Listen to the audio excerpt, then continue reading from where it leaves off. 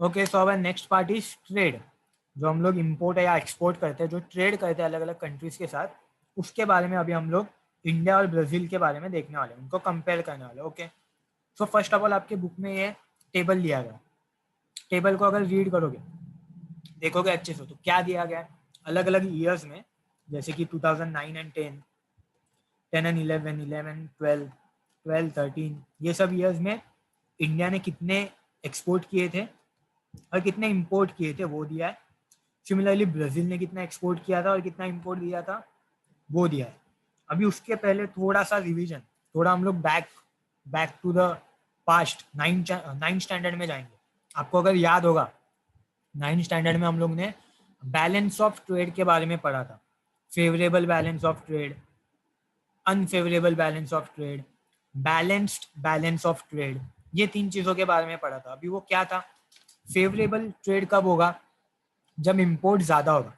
If import is high then we will say favourable balance of trade, sorry unfavourable balance of trade. जब export ज्यादा होगा तब हम लोग क्या बोलेंगे, फेवरेबल बैलेंस ऑफ ट्रेड। और जब दोनों ऑलमोस्ट इक्वल होंगे तब हम लोग क्या बोलेंगे, बैलेंस्ड बैलेंस ऑफ ट्रेड। अभी ऐसा क्यों, अगर आपको नाइन्थ स्टैंडर्ड थोड़ा याद होगा, एक्सपोर्ट से क्या होता है, एक्सपोर्ट से हम लोग क्या करते हैं, अलग अलग चीजें अलग अलग कंट्रीज में बेचते हैं, तो उसको एक्सपोर्ट बोला जाता है। तो अगर हम यहाँ पे प्रोड्यूस करके अलग कंट्रीज को बेचेंगे तो पैसा हम लोग को मिलेगा। तो अगर एक्सपोर्ट ज्यादा होगा तो ज्यादा पैसा हम लोग को मिलेगा, तो इसके लिए इसको क्या बोला जाता है, एक्सपोर्ट अगर ज्यादा है तो that is favourable balance of trade. अगर इंपोर्ट ज्यादा है तो क्या होगा, इंपोर्ट ज्यादा है तो हम लोग अलग अलग कंट्रीज से कुछ ना कुछ तो चीजें खरीदेंगे। अगर कुछ खरीदना है तो हम लोग को पैसा देना पड़ेगा, राइट। तो अगर इसके लिए इंपोर्ट ज्यादा होगा तो हम लोग को ज्यादा से ज्यादा पैसा देना पड़ेगा। इसके लिए हम लोग इसको क्या बोलते हैं, अनफेवरेबल बैलेंस ऑफ ट्रेड। और अगर इंपोर्ट और एक्सपोर्ट दोनों अगर इक्वल है तो उसको हम लोग क्या बोल सकते हैं, बैलेंस्ड बैलेंस ऑफ ट्रेड। तो ये चीजें नाइन्थ स्टैंडर्ड में हम लोग ने देखी थी। थोड़ा रिवीजन हो गया। अभी हम लोग थोड़ा इसके क्वेश्चन देखते हैं। What is balance of trade, तो हम लोग ने देख लिया बैलेंस ऑफ ट्रेड क्या होता है। इंपोर्ट और एक्सपोर्ट, इन दोनों में का डिफरेंस होता है बैलेंस ऑफ ट्रेड, ठीक है। फॉर एग्जाम्पल यहाँ पे इंपोर्ट्स कितने, 28,000, एक्सपोर्ट कितने, 17,000। तो इसको मैं कैलकुलेट करूंगा, अगर डिफरेंस निकालूंगा तो कितना हो जाएगा, 11,000। तो यहाँ पे बैलेंस ऑफ ट्रेड क्या हो जाएगा, 11,000। लेकिन फेवरेबल होगा कि अनफेवरेबल, अनफेवरेबल होगा। क्यों, क्योंकि इंपोर्ट ज्यादा है। Now tell the types of balance of trade, तो टाइप्स मैंने आपको ऑलरेडी बता दिए। In which country export exceed imports in all the year, यहाँ पे आपको पूछा गया कि कौन से कंट्री में एक्सपोर्ट ज्यादा है और इंपोर्ट कम है। तो ऑब्जर्व करेगा तो इट इज ब्राजील। ब्राजील में देखो एक्सपोर्ट ज्यादा है हर साल और इंपोर्ट्स कम है, राइट। तो it is Brazil. Brazil balance of trade belong to which type, तो मैंने ऑलरेडी आपको बता दिया कि अगर एक्सपोर्ट ज्यादा है तो पैसे हम लोग के पास आएंगे, इसके लिए हम लोग क्या बोलेंगे, फेवरेबल बैलेंस ऑफ ट्रेड।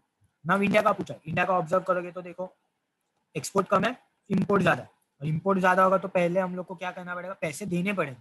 तो इसके लिए कैसा टाइप ऑफ ट्रेड होगा, अनफेवरेबल बैलेंस ऑफ ट्रेड, ठीक है। तो ये चीजें आपको ये टेबल देख के क्वेश्चंस को सॉल्व किया, ये क्वेश्चंस आपको बुक में दिखेंगे। Now with the help of pie chart, secondary activities in Brazil GDP, तो ये सिंपल है। आपको पूछा गया कि ब्राजील में सेकेंडरी जो एक्टिविटीज है उनके लिए कितना जीडीपी का परसेंटेज दिया गया। तो सेकेंडरी के लिए orange colour, this is Brazil, तो 27.5% दिया गया। Now we are coming to the point trade. Trade मतलब इंपोर्ट या एक्सपोर्ट। तो पहले Brazil, Brazil mainly export iron ore, coffee, cocoa, cotton, sugar, tobacco, oranges, banana, while it imports machinery, chemical products, fertilisers, wheat, heavy vehicles and mineral oils. तो ये कुछ products आपको याद रखना।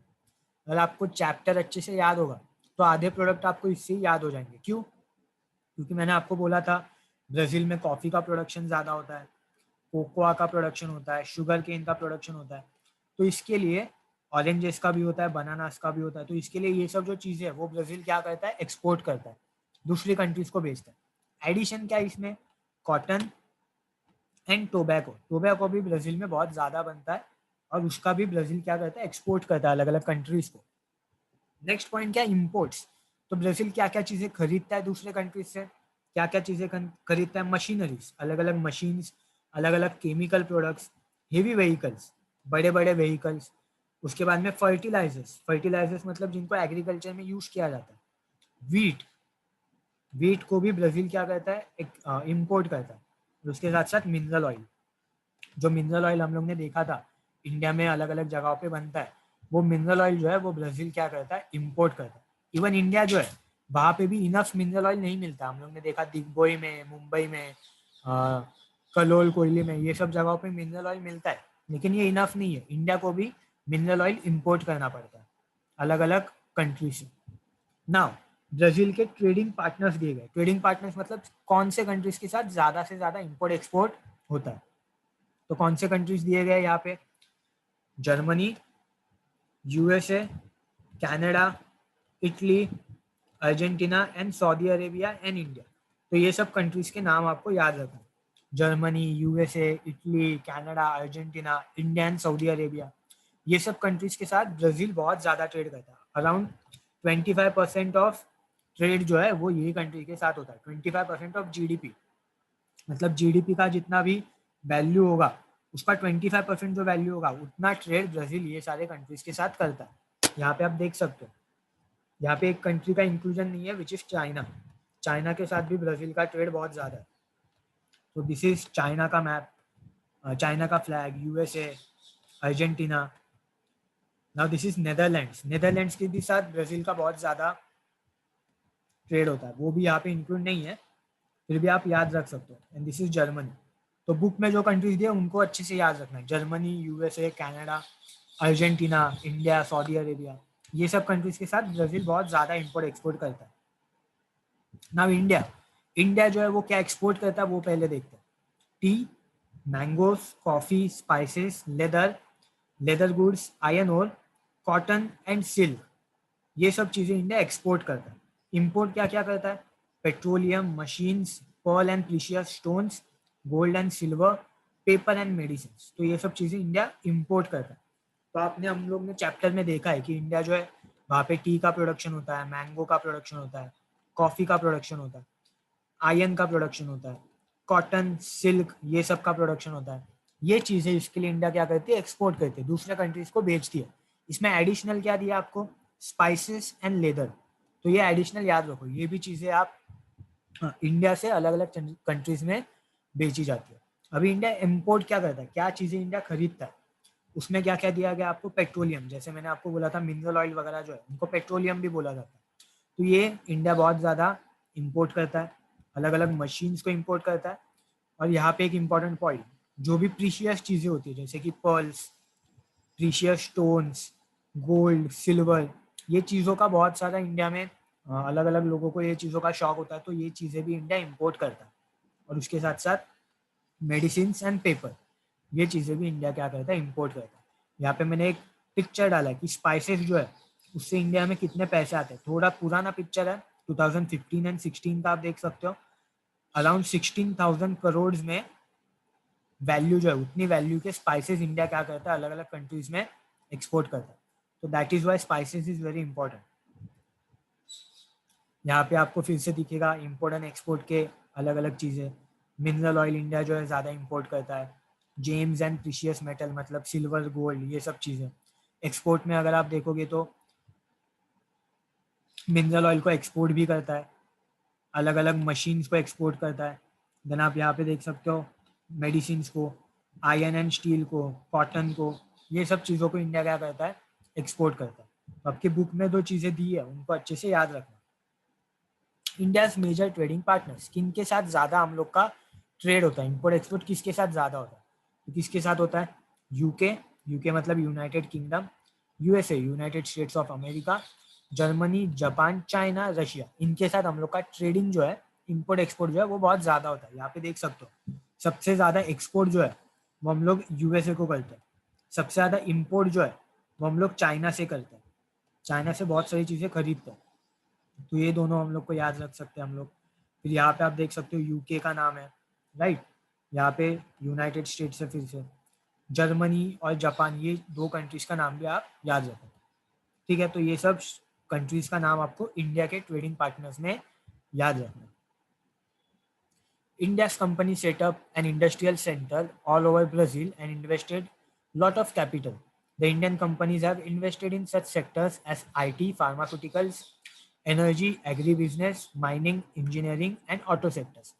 यहाँ पे आपको दिया गया है कि इंडिया जो है उन्होंने ब्राजील में कौन कौन से चीज़ों में अपने इन्वेस्टमेंट किया, तो वो चीज़ हम लोग को देखनी है अभी फाइनल में कि इंडिया ने ब्राज़ील में कौन कौन सी जगहों पे इन्वेस्ट किया और ब्राज़ील ने इंडिया में कहाँ पे इन्वेस्ट किया। तो पहले इंडिया ने ब्राज़ील में कहाँ पे इन्वेस्ट किया वो देखते हैं। सबसे ज़्यादा इन्वेस्टमेंट किसमें किया? आईटी मतलब इंफॉर्मेशन टेक्नोलॉजी। इंफॉर्मेशन टेक्नोलॉजी मतलब जो भी सॉफ्टवेयर से रिलेटेड चीज़ें होती है। फॉर एग्जाम्पल अभी आप एप्लीकेशन वगैरह यूज़ करते हो, उनका कहीं ना कहीं पे एक आईटी कंपनी होता है जो उनको हैंडल करता है। तो आईटी कंपनीज में इंडिया ब्राज़ील में बहुत ज़्यादा इन्वेस्टमेंट करता है। फार्मास्यूटिकल्स मतलब मेडिसिन। एग्री बिजनेस मतलब जो एग्रीकल्चर से रिलेटेड बिजनेस होता है।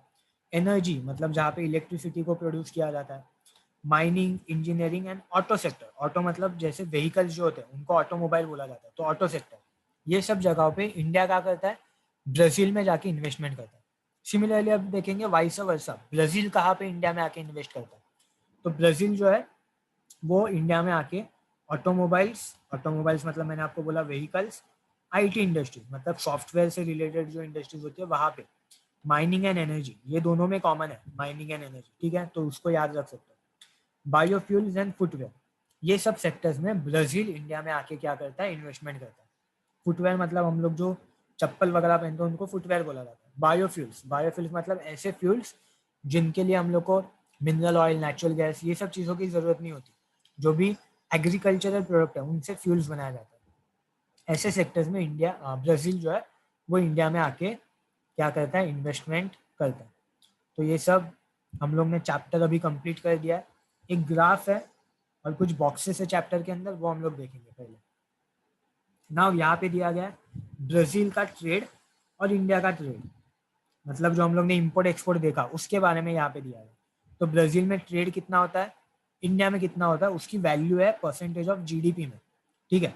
मतलब अगर इंडिया का जीडीपी 1000 है तो 10% ऑफ जीडीपी का अगर हम लोग के यहाँ पे ट्रेड होता है तो 10 हम लोग यहाँ पे देखेंगे। देखो यहाँ पे 10, 1960 में 10, तो वैसे परसेंटेज ऑफ जीडीपी को कंपेयर करके देखना है, which is not important, but just remember this is about trade, not about GDP. यहाँ पे जीडीपी लिखा है मतलब जीडीपी के बारे में नहीं है, ट्रेड के बारे में। ब्राज़ील का इंपोर्ट एक्सपोर्ट कितना होता है, इंडिया का कितना होता है, तो इसको हम लोग को रीड करना है और इसके ऊपर कुछ क्वेश्चंस दिए गए हैं, वो शायद आपको बुक में क्वेश्चंस दिखेंगे, वो क्वेश्चन आपको देखने।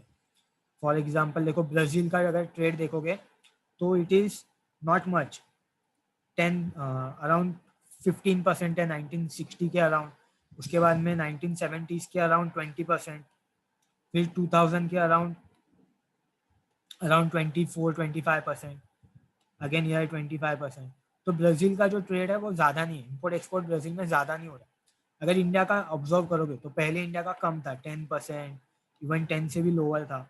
नाउ अभी के टाइम पे 2000 के बाद में इंडिया का जो इम्पोर्ट एक्सपोर्ट है वो बहुत ज़्यादा बढ़ गया, जैसे कि अभी 30%, फिर 2010 के अराउंड इवन 50%, नाउ थोड़ा फिर से कम हो गया 2016 के अराउंड, अगेन 40%। तो ऐसे हम लोग को कितना इम्पोर्ट एक्सपोर्ट होता है उसके बारे में यहाँ पे ग्राफ में दिया गया।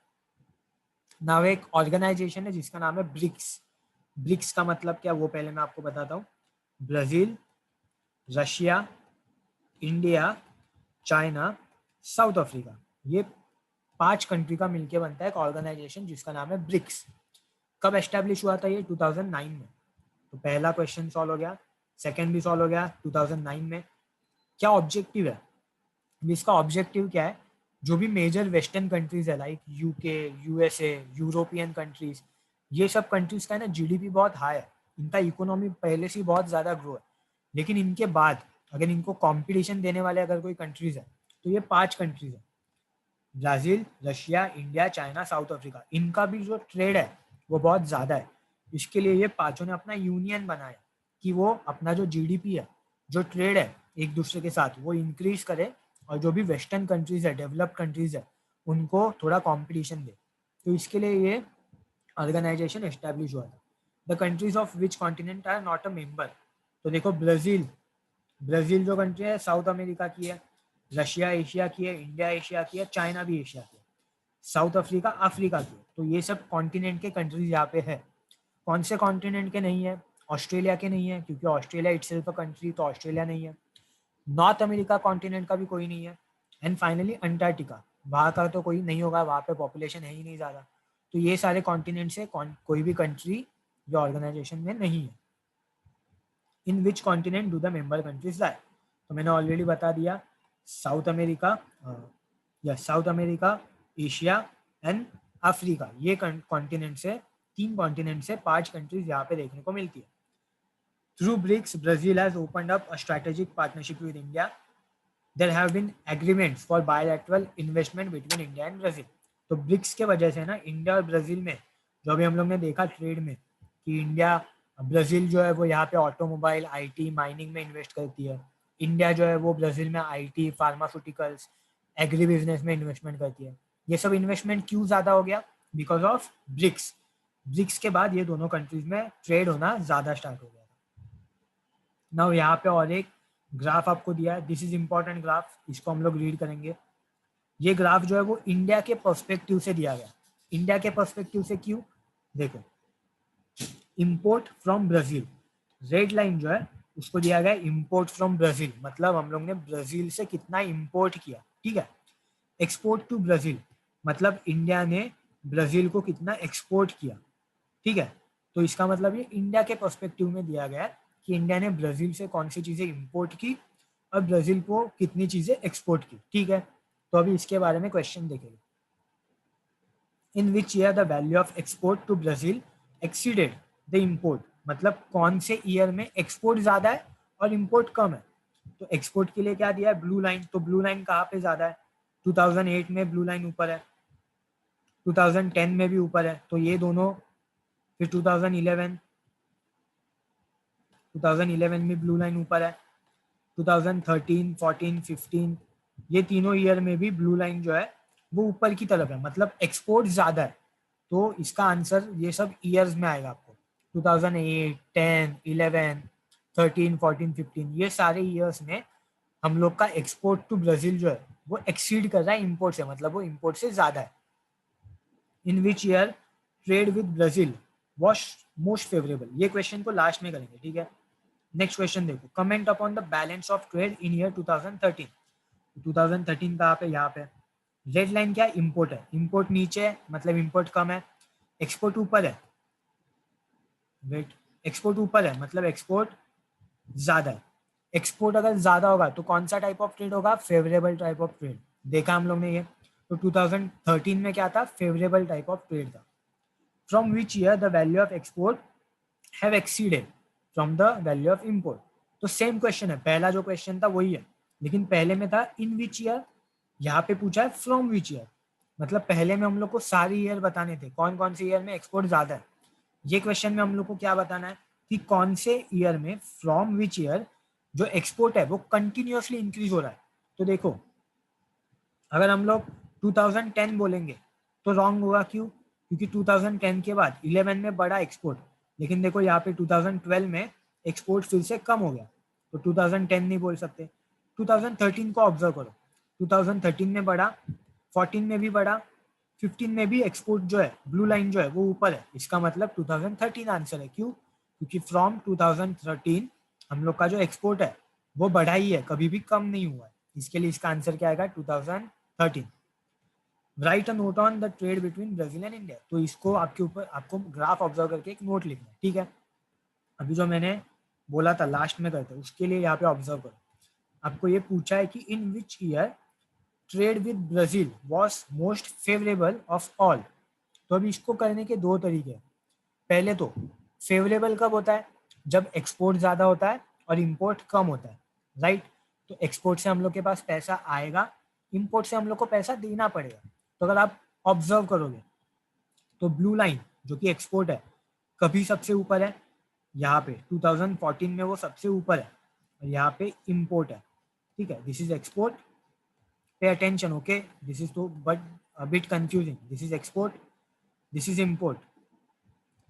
तो 2014 में एक्सपोर्ट जो है वो सबसे ज्यादा है, इसके लिए हम लोग ये बोल सकते हैं कि 2014 में हम लोग का जो ब्राज़ील के साथ ट्रेड था वो बहुत ज़्यादा फेवरेबल था।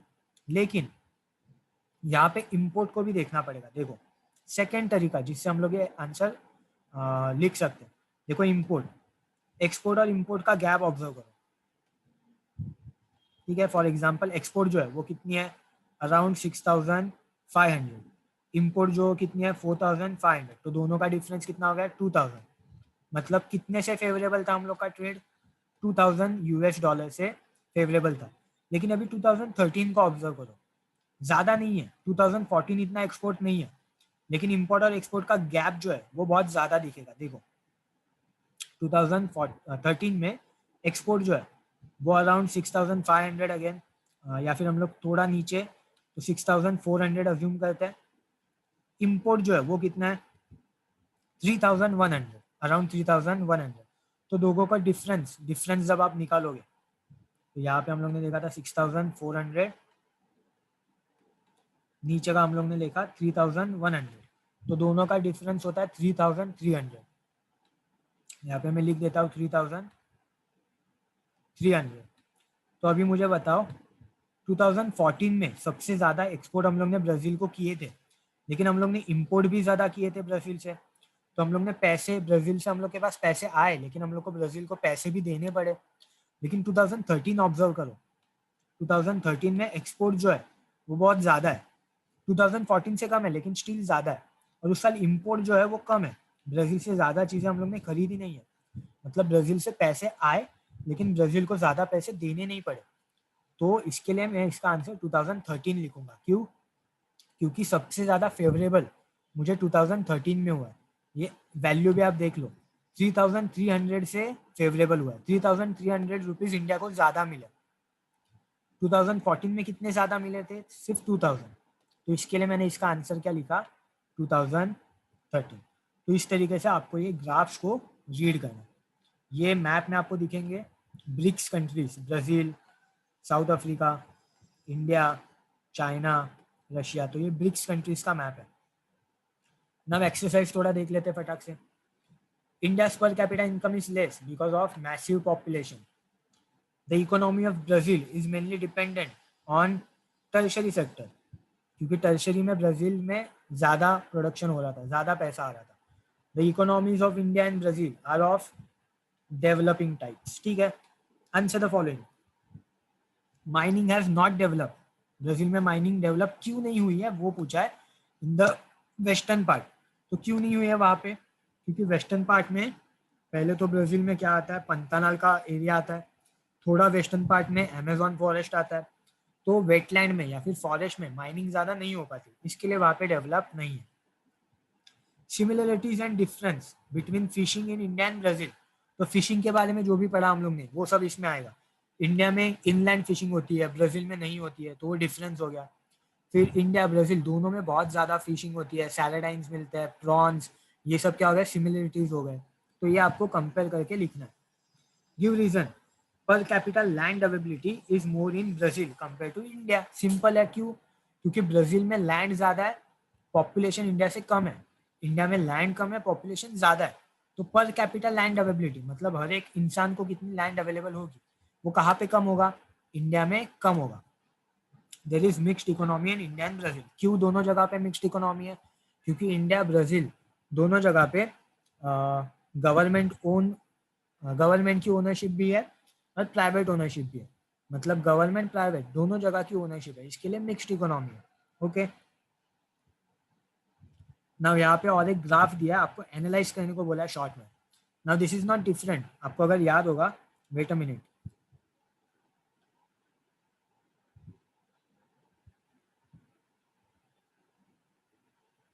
हम लोग ने पाई चार्ट देखा था, याद है? ये पाई चार्ट का ही ग्राफ बना है। कैसे? कोई भी एक पाई चार्ट देखो, ठीक है, हम लोग फॉर एग्जांपल देखते हैं, पहला वाले ही देखते हैं। ठीक है, ब्राजील का जीडीपी का कंट्रीब्यूशन, प्राइमरी का कितना है 5.5, 27.5, 67। अब ये वैल्यू याद रखो, 5.5, 27.5 एंड 67। अभी ये जो बुक में ग्राफ दिया है वो ग्राफ को देखो। ये ग्राफ अगर बुक का ग्राफ देखोगे तो जो पाई चार्ट दिया था उसको यहाँ पे बार ग्राफ में दिया गया। देखो ब्राजील में कंट्रीब्यूशन टू द सेक्टर्स कितना था पाई चार्ट में 5.5, तो यहाँ पे देखो 5.5 पे ही मार्क है।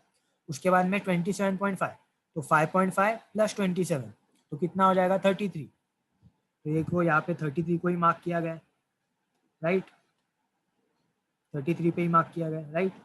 देन लास्ट वाला जो था वो कितना था 67, तो 33 पर 67 कितना होता है 33 एंड 67 इज 100, तो यहाँ पे 100 तक फिनिश हो गया। तो इसका मतलब जो हम लोग को बुक में पाई चार्ट दिया है ना, उसको आपको एक्सरसाइज में बार ग्राफ बना के दिया है और उसके ऊपर शॉर्ट नोट लिखने को बोला।